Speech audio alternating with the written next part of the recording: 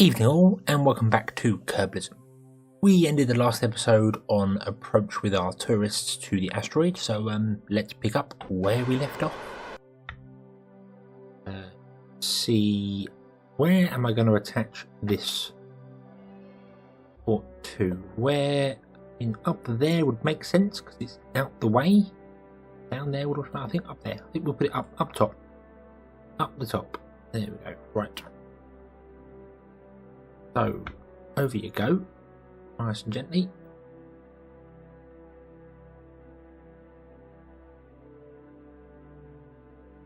And then we need to stop.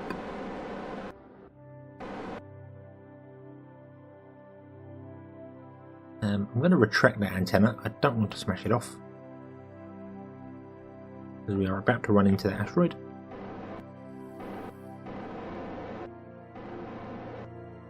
Isn't really something we want to do.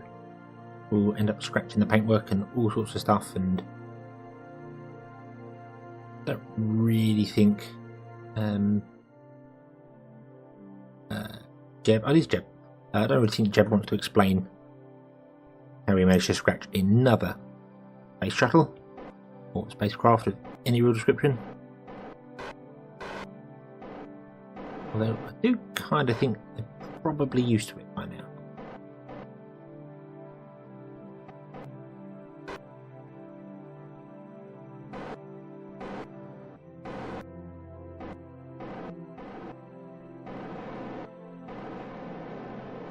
Over there.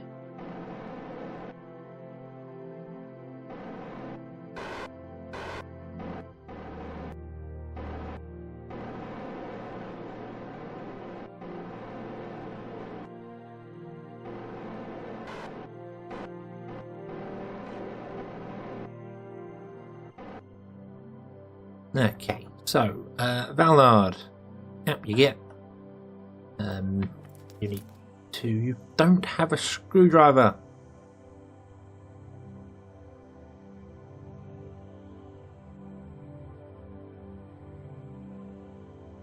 And I don't understand that, because I'm supposed to have screwdrivers fitted to everyone. Jebediah has two. There are some very weird things going on here. Valnard, take a screwdriver from Jebediah. He's holding them all. Some bizarre reason. Okay. Alright, now equip that screwdriver. And don't bash into the craft. Grab that. And can you attach it? You can just attach it directly to the surface. I kind of don't want to do that though, because it does end up sinking in the surface. So I think we could instead open those and stay away from them, because they murder Kerbals. Doors are the true bane of all Kerbals' lives. We tell this to back over that way. Are you coming down? Yes, you are. Awesome. Because we want to attach it like up here somewhere. Because asteroids are very soft. They must be made of something really, really soft and squishy. That you see here, you can sink like giant balls of sand or snow or something, grey snow. I don't know, but most of them are made of very, very weird, soft, almost invisible material. You can see from the inside they look invisible as well. So the magic and wonders of the Kerbal universe are absolutely amazing. Off in the way.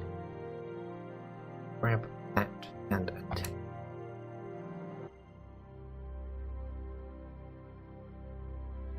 If I say there. Ooh. Grab that and then tell that to attach to it. So. And then give it a bash to make sure it is attached. Yes, it is, and that looks like a solid part of the asteroid. So it's just the top bit, just the very top bit that's very soft and squishy. Okay, board. Boom. We will rotate around and then close these doors very, very gingerly because I don't want to smash into anything. And we're also going to remember we have a tailpiece. Damn it. Hopefully the craft will fit down there. Probably plan these things out a little bit better. One is crossing the... Oh yes, yeah, of course. Ooh, I had not even thought about that. We're crossing the radiation belts up here. We have no form of radiation protection.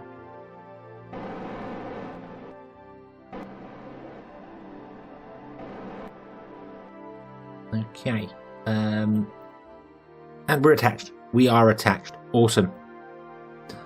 That has got to be the most dodgiest piece of parking I've ever done in my life.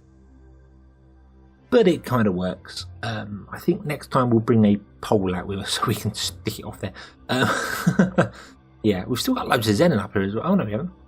Oh no, we used all the xenon up to stop here. We've still got loads of liquid fuel and stuff, so that's fine. What does the contract require us to do? I'll be up here for 15 minutes. Okay, so everybody set your watch. Okay, so it has been well over 15 minutes. All of our tourists are happy. So all we need to do is undock.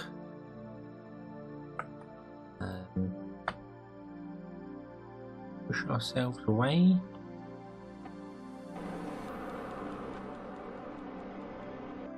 And then basically go home.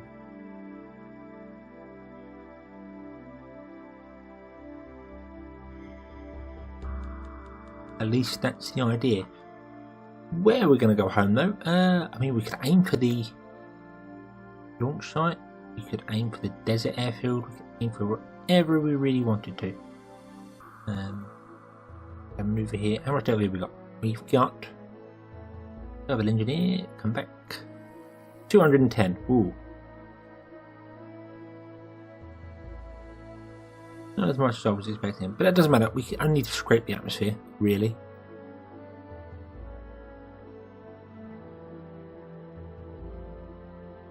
No, no, no, no, no, no, no, no, no. No, that was the wrong button. All sorts of weird stuff now.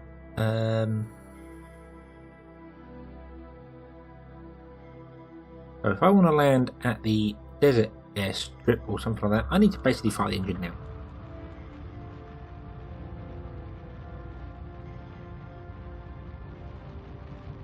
Not the most efficient use of thrust. I should have waited for my apparatus to do it, but it doesn't matter. Not for this. As long as that apparatus gets below our periapsis. Yeah, well, we're in. The periapsis is below orbit, so below the atmosphere, so we're definitely in. Okay. Let's just burn off all our fuel and be done with it. I can't remember exactly how we take this in.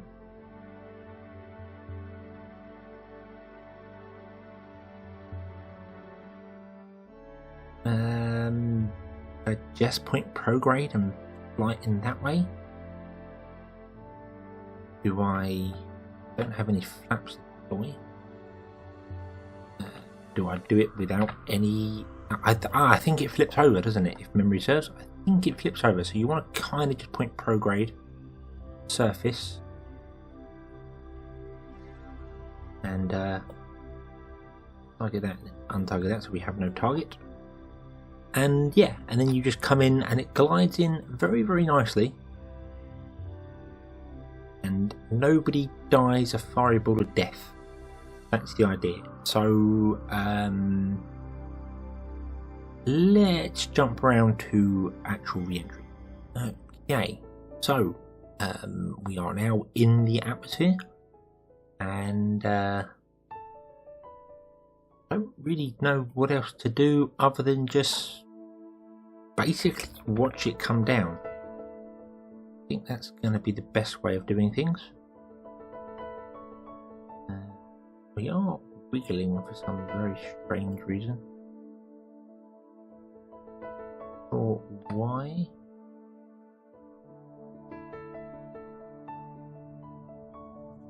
Stop with the wiggling, please. That's a little off-putting. It's pulling to the right. Although I have noticed that. I've noticed that when I was flying planes, if I turn SAS off and just leave a plane, a perfectly balanced plane, it will automatically twist to the right, ever so slightly. And over time, obviously, particularly at time warp, it ends up sort of almost 45 degrees, rotated to the right, which is very confusing. Very confusing. What is that? Why do we still have that? Ooh! I think we just lost some landing gear. I kind of think landing gear is important. We did. We lost our front landing. No, we didn't. It's there. What did we lose? What did we lose? Ooh, slow down. Slow down. Pull up. Pull up. Whoa.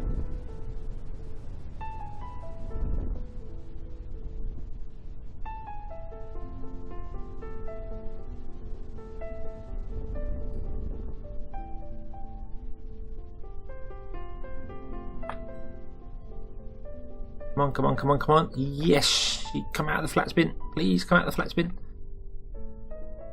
Put the gear down. Put the gear down. Get your nose down. Oh, this is going to be a hard landing. Oh, we bounced. We bounced.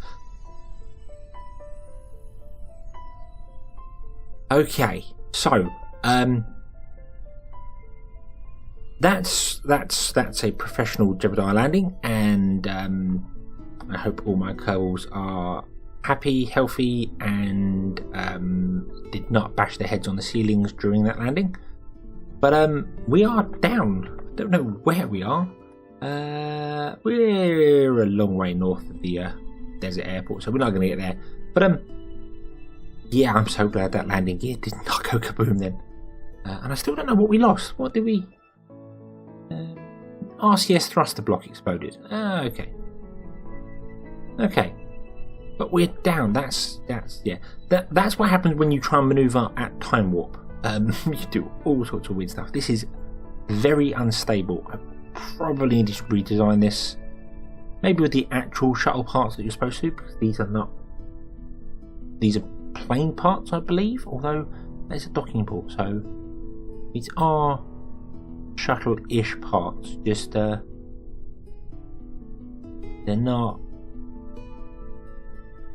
the mega shuttle part. They're not the proper shuttle replica parts. But it doesn't matter. It doesn't matter. We are down. We have returned, and we will now rescue our three Kerbals.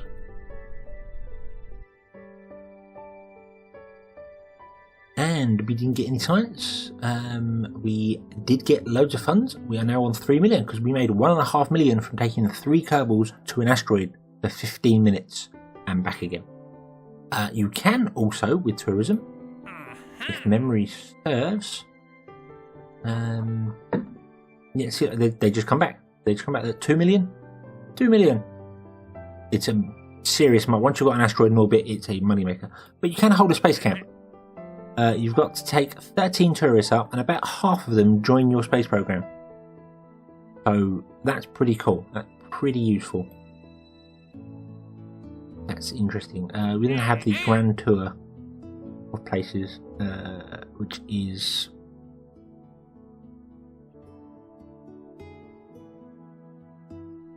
mad. A very wealthy tourist would like to go on a tour of the moons of Jewel. Wow. I need one pilot and I need to load a passenger. Okay. Wow. Yeah. And there's the investor tour as well, which is drive around the KSE, and it opens these ones here: the Space Hotel, Space Casino, that sort of things. Not fussed about doing them for the minute. The hotel, I believe, is easy money. The casino is more money but more expensive to do. So, yeah. And then you send tourists up and bring them home again. But the tourism one is very easy moneymaker there. That's there. I think if I was to, or when I do another series, because I like Kerbalism, so I'll probably do another series again after this in the distant future. I might play on science mode because money just gets annoying, gets in the way. Okay, so now that's out of the way and I can do that. If we ever run low on money, I'll just go and do those missions and top the bank up. Don't really see that on camera. What is our next port? Well, next one is our moon expansion.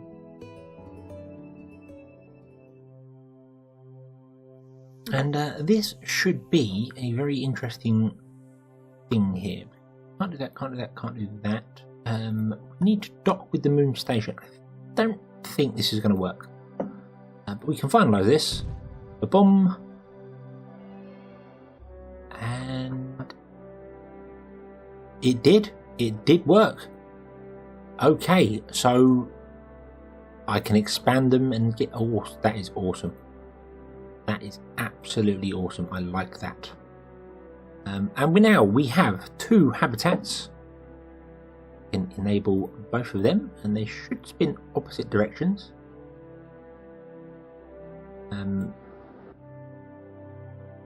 Oh, once they're inflated, oh, what's that doing? What's that? Is that taking stuff? Or is taking... oh no, ammonia's going down. Nitrogen's going down. Atmosphere is going up. I think you get a lot more atmosphere from the nitrogen now. I think that's kind of how it works. I've not looked at the files. I probably should have a nose of that and verify that for definite. But I believe because there's now an air pump system, it moves air around and inflates everything all at the same time. And instead of just the nitrogen one-on-one filling up the atmosphere, you get a lot more bang for your buck with it. So that's a good thing. I'm not sure what this is. Sick bay. Whoa. Whoa, hang on.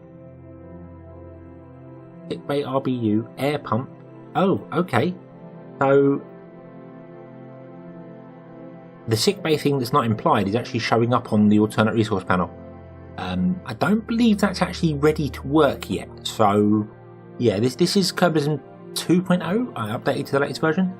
So always try and keep right on the edge of it. But I know it's got some new things in there. I just don't think that's there. Let's actually turn those off, shall we? Probably down the bottom here somewhere. Yeah, there they are. Let's turn off that. In fact, let's set them to hidden. That way I can still show hidden resources and other stuff comes up here. You can see. Boom. In case I need it later. But right now it's not an important one. These ones here are custom icons that I made, scrap metal and shielding. I explained that a few episodes ago. Probably more than a few now. But let's wait for one of these to fill up, or both of these to fill up, because we need them. At least I think we need them. I'm not too sure.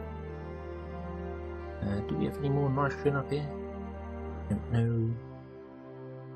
Oh, yes, we do. Okay. In.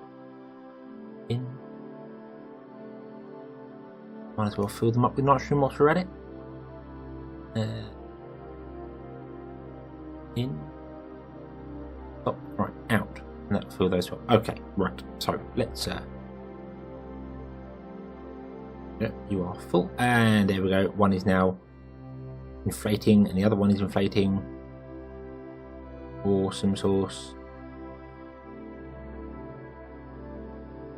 And once they are connected,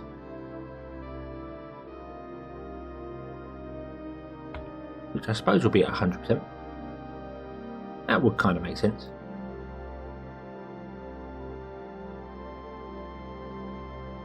And they should start rotating in opposite directions,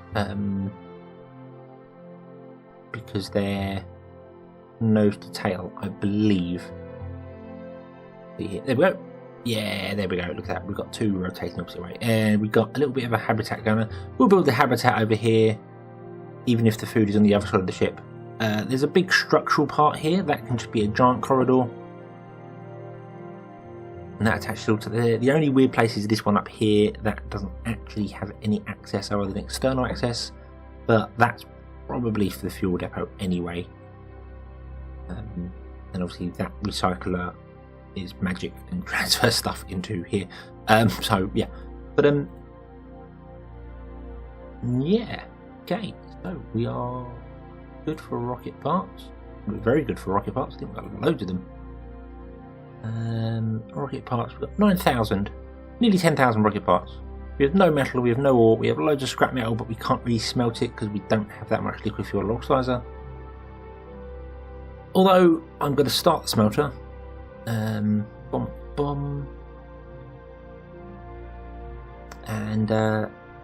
let it get going, because it's only going to be 23 minutes before it runs out of fuel anyway, so we might as well just use that up. We've only got a little tiny bit of fuel left in one of these engines here somewhere. I don't even know where it is, but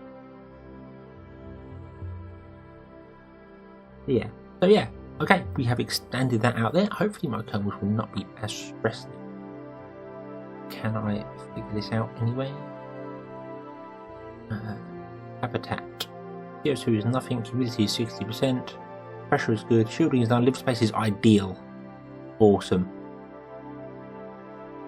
Comfort, firm ground, exercise, not alone, cool home, panoramic. Living space doesn't give me any tools, but that's awesome. That is absolutely awesome. Time to harvest 193 days. That's fine. I think we have enough ammonia. Last 54 years. So I brought up a little bit more than we needed. But yeah, so this is all good. This is all working. Okay. So we have rocket part here. We need a fuel factory up here somewhere. Not quite sure how I want to do that yet. I am kind of tempted to ditch these engines, because I'm not going to move this anywhere ever again. Ditch the engines, ditch that rear fuel tank and these ones here as well. Attach that to the back of this one here, and build off the centre.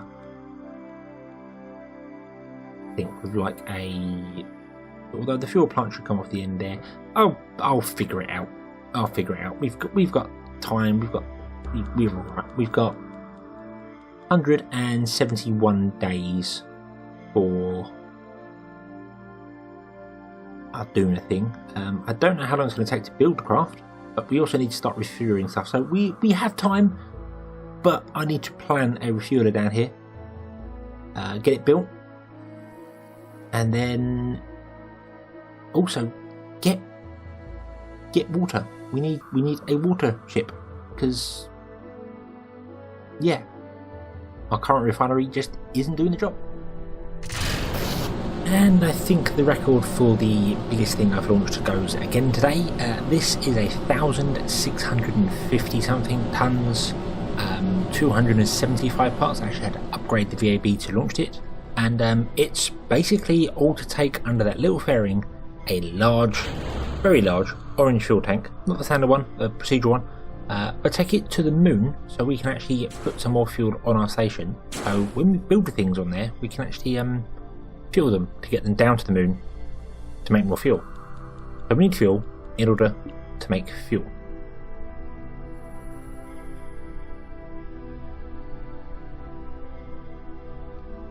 And after a little orbit, a rendezvous with the moon and an orbit, we are here 5 kilometers away from our target. We're going to get 600 meters to it. As you can see, this is just a big fat tank. It unfortunately doesn't have enough fuel to get from Kerbin to the moon when it's full, and that's fine, because that's not what it's designed to do. It's actually designed to just be a tanker from the station to Kerbin, and this tank here has enough to get it back to Kerbin with a bit of aero braking, which it can do. Quite high up aero braking. I could have put a heat shield in the front of it and some deeper, but then it would have been awkward for actually docking this thing. So yeah.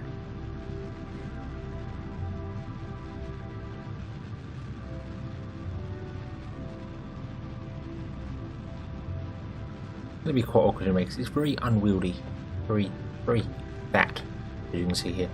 But it shouldn't be a problem. It should not be a problem. We will have lots of fuel. This tank is huge. I think it's about 4 times the size of a standard orange tank, maybe 3.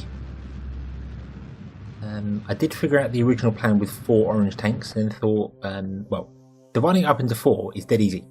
Then combining the 4 back at the bottom for a single engine is not. That's where I thought, hey, procedural tanks, that will work. That will do the job.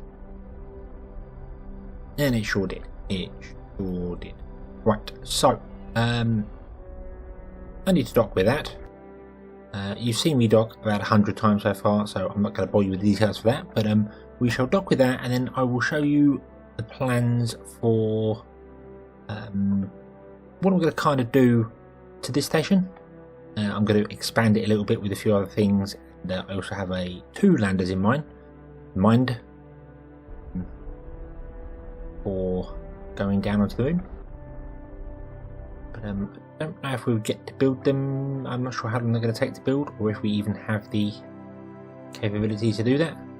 We don't know if we have the rocket parts or not, but I'll go over and dock and we'll take it from there. And there we go, we are attached. Used up probably about a quarter of the fuel, and quite a lot of the monopellant actually. Very slow on the monopellant. In fact, it took me almost a whole orbit to get lined up with the station. But anyway, yeah, the plans that I have, obviously we need to build a ship to go down and grab some water and bring it back up again. I need to bring my Kerbals up as well. I'm not quite sure how I'm going to do that yet. I might take some fuel down there, just so they can get back into orbit. Might make sense, don't know. Or I could send the mining machine that I'm going to build down near where they are, and get them to fill up. Get that to mine, because it's going to have 4 drills in it, so it's going to mine water faster. So, yeah, don't know about that one yet. Yeah, haven't quite figured that one out. But the idea as well is that I'm going to get rid of all these tanks here, these fuel tanks there, and get rid of that engine. Also get rid of that engine. We don't need an engine on this. And then up there and down there, we're going to have 2 refineries for converting water into hydrogen, oxygen, and then into fuel. So that will go there. We have a way to smelt stuff already. I just need to add like a docking port here. Can't really put one there. I could put 3 there, but that wouldn't make any sense. Yeah, I think I put a docking port there. We can plug on these ships that come in. I'm not entirely sure yet. They're a bit fat, so they do need a port on the edge somewhere. I could really leave them there, but I want to kind of thin that out, because I'm thinking of changing these tanks in here as well, but that's going to be a big process to do. They'll probably stay as they are, but yeah, I think we'll have a docking port over there. That can be our main dock, and then we'll have 1 ship that's doing water, 1 ship that's doing ore, and then we need this tanker as well. So maybe I won't. Maybe I'll leave them there and have the tanker attached to the back, and just have the 2 either side of it, converting the water, electricity, and everything like that. And then I don't know what we're going to do here. Well, that'll just be for future expansion if we need it. So that's kind of the idea with that. Do need to bring my Kerbals up from the planet. They are getting a bit stressed down there. So I think probably when we build this craft, which I want to do first. But let's start the building, shall we?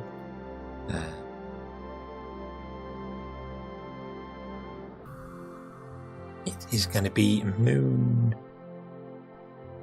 The moon converters.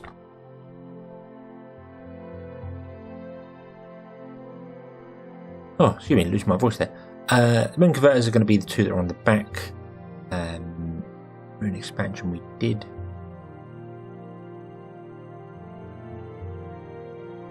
what do I call it? Moon mining rig nuke. Oh no, we did that already.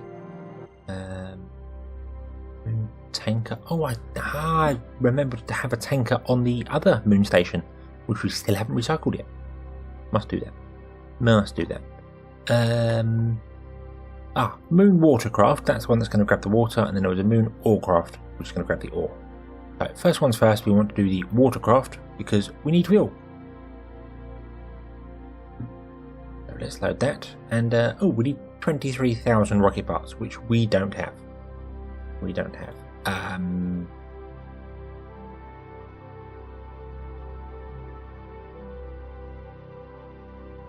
I've just realised that you're going to be burning that fuel off, aren't you? Oh, apparently it's going to take 295 days to burn that fuel off. That's not so bad. Scrap metal is getting... In fact, that's going up. That number is going up. Both of them are going up. So that must mean that this is running slower, I guess. Too sure. You're still making rocket parts. That's fine. We still have plenty of ore. We've got 5 days worth of ore, and we're going to have 1 day on our rocket parts will be filled. That's fine. And you can actually be full of liquid fuel and oxidizer. Awesome. Awesome. So we'll build that. That's going to take 7 days to build. And we have a maximum storage of 18.6k worth of rocket parts. So we are definitely going to struggle. We'll run out of rocket parts in 10 days apparently. So that will get built. That will get built. That's absolutely fine.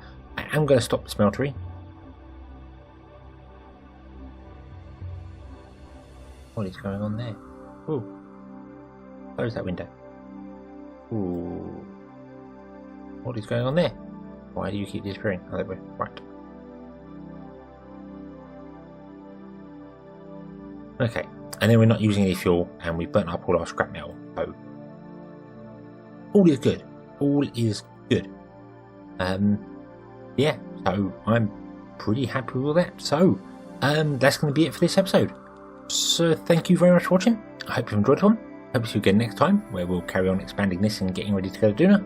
And until then, as always, have fun.